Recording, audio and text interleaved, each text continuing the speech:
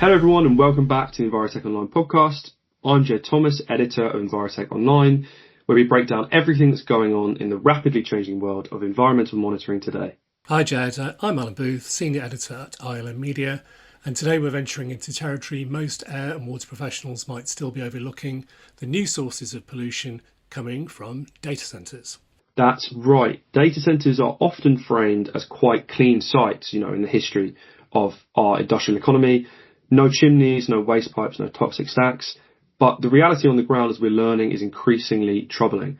From sediment runoff in Georgia to generator emissions in Memphis, we're seeing that we are under-monitoring this sort of large-scale digital infrastructure at a time when they're being built all over the place. Okay, so let's start with Mansfield, Georgia in the United States. Right, yes. So Mansfield, Georgia is home to a new and very large data centre that most locals initially were not opposed to. Like I said, it's advertised as a relatively clean site. But soon, unusual sediment began polluting local drinking water supplies. And the cause seems to be stormwater runoff from the massive land clearing, grading and poor sediment controls that were part of the data centre's initial construction. Now, sediment might not sound too dramatic in the grand scheme of things, but it's one of the leading causes of water quality degradation worldwide because it smothers aquatic habitats, clogs filtration systems, and often acts as a vector for phosphorus, heavy metals, and pathogens of all kinds. Now, initially that sounded like a construction phase issue, but that's not the case, right? No, not at all. It's actually a significant change to the hydrological system in the area. Once the vegetation is cleared, and all the impervious surfaces like roads, roofs and car parks all go down, stormwater flows faster, which degrades and warps riparian zones, and it also ends up loaded down with more debris and pollutants. So how should it be monitored? Well, there's a few ideas at the moment going around in the community. Turbidity sensors at outfalls, rain-linked flow monitors, remote sensing of land disturbance, time-lapse sediment load modelling, even drone or satellite-based alerts for erosion risk. Crucially, monitoring must be instrumented, not just written into an ESG plan and forgotten. Without the real data, violations only come to light when the damage is done and when the residents themselves complain of pollution that's already happened.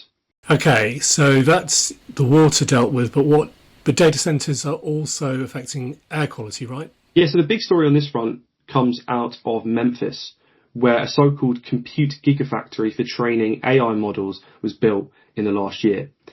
But as is becoming increasingly more common in this field, instead of plugging into the grid, people building the data centres deployed dozens of gas-fired turbines to power operations. And it was only when satellite and thermal imagery revealed the turbines were running in contradiction to some public statements that eyebrows were raised. Independent estimates suggest the site can emit up to 130 tonnes of nitrogen oxides annually, making it one of Shelby County in Memphis's top point sources. Where is the regulatory gap then? There are two main regulatory gaps. The first one is that backup generators, whether diesel or gas, are usually exempt from strict air quality regulation if they run under 100 to 200 hours per year. But that threshold is relatively easy to gain because companies simply classify their generators as emergency use only, even when they're used for high demand response or daily backup. Second, many jurisdictions treat data centres as minor sources despite their sheer scale. In Loudoun County, Virginia, there are over 4,000 permitted diesel generators. If just a small fraction run during a heatwave, they can outpollute a coal plant. And yet there's often no continuous monitoring required at those sites and very minimal public exposure of that data. And consequently, local communities are left guessing. They're completely in the dark about lots of these things, yeah. But they're trying to find ways to respond without the help of the authorities or beside the help of the authorities. In Memphis, for instance, residents turn to sensors to track pollution spikes themselves. In California, there are NGOs that are pushing for real-time generator logs and SEMS installation. What's emerging is a kind of shadow network of community monitoring because official oversight just hasn't caught up to this problem. So what can air quality professionals do? A lot of it is, advocacy, but also if you're working in air quality monitoring networks in local areas, you can do some things. So the first thing is to push for monitoring backup generator emissions. They're a significant source of emissions. It can't really be stressed enough. We need to be logging overtime. We need to be logging fuel use and installing SEMS for things like nitrogen oxides, particulate matter, and carbon monoxide. The other thing is that if you're working in an ambient air quality monitoring network, it'd be best to deploy things like low-cost nitrogen dioxide sensors, ozone, PM2.5 sensors in and around data center zones.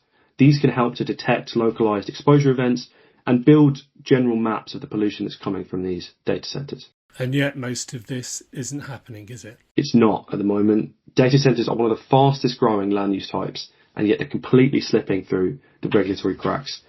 Generator logs are kept on site, emissions are modelled, not measured, air and water data aren't shared publicly. It's almost a complete data vacuum. What's the call to action, therefore?